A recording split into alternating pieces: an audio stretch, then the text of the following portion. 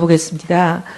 증인께서 원장으로 재직하셨던 보건산업진흥원은 나라 돈으로 의료산업의 해외 진출을 지원하는 그런 일을 하시죠? 네, 그렇습니다. 네, 증인이 재직하실 때 최순실 씨의 단골 성형외과 의사인 김영재 씨 아내 회사를 중동에 진출시키라 이런 압박을 받은 적이 있나요? 직접 들은 적은 없습니다. 네? 직접 들은 적은 없습니다. 직접 들은 적은 없지만 압박을 받은 적을 있는 걸 인식은 하고 계시죠? 그렇습니다. 네. 근데 이제 그 증인이 계셨던 기관은 출연기관이기 때문에 국민 세금으로 운영하는 거고, 특히 그 의료 산업의 해외 진출은 복지부 예산을 받아서 위탁 관리하는 곳이라 정부 예산을 쓰는 것입니다. 그래서 해외 바이어를 면담 잡아주고 네트워크도 연결해주고 팔로망을 개척해주는 그런 이제 지원을 하는 곳인데, 신청하는 모든 회사를 다 연결해 줄 수는 없는 노릇이니까 평가 기준을 만들어 놓으셨더라고요. 네, 우리 그렇습니다. 원장님 취임하시고 이걸 굉장히 꼼꼼하게 잘 만들어 놓으셨던데, 뭐 크게는 8개 항목, 작게는 보니까 21개 세부 평가 항목들을 만들어 놓고 여기에 좋은 평가를 받아야 지원하는 그런 형식으로 운영을 하셨죠. 그렇습니다. 예.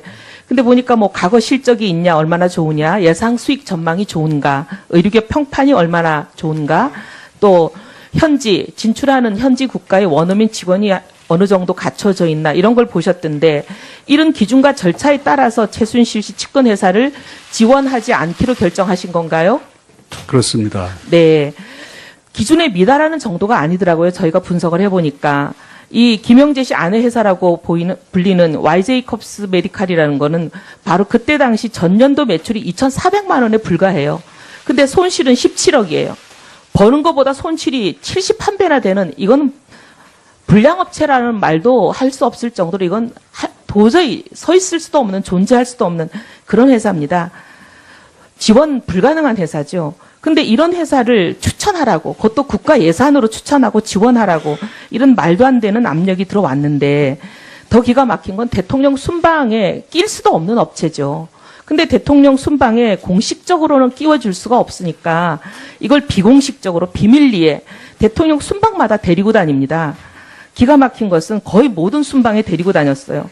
중동 4개국 순방, 중남미 4개국 순방, 아프리카 3개국 순방, 프랑스 순방, 중국 순방, 라오스 순방 안 데리고 다닌 데가 없습니다. 데리고 다니면서 그 나라의 국왕, 왕세자, 총리, 국회의장, 그 나라들의 강요들, 최고 인사들을 줄줄이 만나게 해주고 그 회사의 중동 진출을 도와줍니다. 기가 막힌 이런 상황이 특혜의 끝판왕이죠. 근데 이런 특혜도 모자라서 중동의 수출업체로 진출시키라, 이걸 국가기관에다가 예산으로 하라고 무리하기 짝이 없는 요구를 했죠. 근데 그것도 기가 막힌데 그 요구를 잘 안 들어주고 잘 안 되니까 안 해준 국가기관 인사들에게 보복을 한 게 더 기가 막힙니다. 증인이 2015년 중동 순방 멤버로 원래는 정해져 있었죠. 그렇습니다. 그러다가 마지막 순간에 배제되었죠. 네. 근데 배제된 이유에 대해서 뭐 들은 게 있습니까? 청와대 지시라고 들었습니다. 네. 청와대 지시라고 했는데 이 최순실 씨 측근 회사를 도와주라는 지시, 이 압력을 거부한 것 이외에 다른 짐작되는 사유가 있었습니까? 특별히 없었습니다. 없었죠. 누가 봐도 이거는 그 지시를 거부했기 때문에 보복당한 거라고밖에 안 보이고요. 근데 이제 증인은 배제가 됐지만 증인이 계시던 기관의 실무 담당자, 중동센터장은 당시 중동 순방에, 왜냐하면 이 진출을 도와야 되니까 데리고 갔습니다.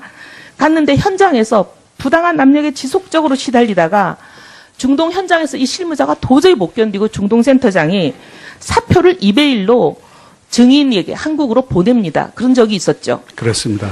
그러면서 뭐라고 얘기를 했냐면, 이런 상황에 너무 염증을 느낀다. 이제 더 이상 대한민국 정부 일에 관여되기 싫다. 이렇게 얘기하면서 미국으로 떠나버렸습니다. 한국으로 돌아오지도 않고. 그런 일이 있었죠. 그렇습니다. 네. 그리고 기가 막힌 건 이 증인과 관련된 기관만이 아니라 이 사업이 복지부 예산을 받아서 쓰고 복지부에서 위탁받아 쓰다 보니까 복지부 공무원들도 이 일에 관여가 돼 있었습니다. 복지부 공무원들도 한직으로 모두 자천이 됩니다. 이 일과 관련된 모든 사람들이. 이건 정말 기가 막힌 상황인데, 그리고 나서 이것으로 끝나지가 않고 돌아와서 중동 순방이 끝나고 나서 증인이 원장으로 계셨던 그 진흥원이 장장 5개월에 걸쳐서 대규모 감사를 받은 적이 있죠. 그렇습니다. 이 감사 받아서 잘못한 게 드러난 것도 없었습니다. 근데 우리 진흥원은 원장으로 계셨던, 증인이 원장으로 계셨던 그 진흥원은 원래 증인이 취임하기 전에는 경영평가에서 D등급을 받는 어떻게 보면 상당히 우량하지 못한 기관이었습니다. 근데 증인이 취임하고 나서 평가가 B등급으로 올라갔죠. 그렇습니다. 사실 이렇게 보면은 불량한 기관을 우량한 기관으로 올려놓은 아주 어떻게 보면 표창을 받아야 되는 증인인데 그 B등급으로 평가 결과가 나고 나서 이틀 만에 증인에게 사퇴 압력이 오지 않았습니까? 그런 사실이 있나요? 그 직후에 그런 있었죠. 공고 사직을. 근데 이 권고 사직은 누가 어떤 형태로 무슨 말을 하든가요? 복지부 인사 담당자가 제게 찾아와서 위의 뜻이니 거취를 정리해달라고 했습니다. 위라는 건 청와대라고 하든가요? 대통령이라고 하든가요? 최순실 씨라고 하든가요? 누구라고 하든가요? 청와대라고 했습니다. 청와대라고 했습니까? 기가 막히는 상황입니다. 이게 도대체 문체부에만 국한된 최순실 씨 아니면 최순실 씨가 아닌 그 이후에 있는 막강한 권력인지 규명되어야 할 사안이지만 이 문체부에만 국한된 것이 아니라 보건산업진흥원 그리고 복지부까지 망라하는 각종 출연기관에까지 종횡무진으로 생사여탈권을 마구잡이로 휘두른 국정농단 세력의 민낯을 특검이 국민 앞에 낱낱이 밝혀야 될 것입니다. 우리 증인께서 하고 싶은 말씀 참 많으실 텐데 이 자리를 빌어서 국민들께 이 일과 관련한 소회를 좀 밝혀주시기를 바랍니다. 저는 학자로서 20년 동안 연구한 것을 국가를 위해서 실천해보고자 정말 열심히 일했습니다. 그런데 그런 기회를 박탈당한 것이 아쉬웠지만 최선을 다했기에 후회는 없습니다.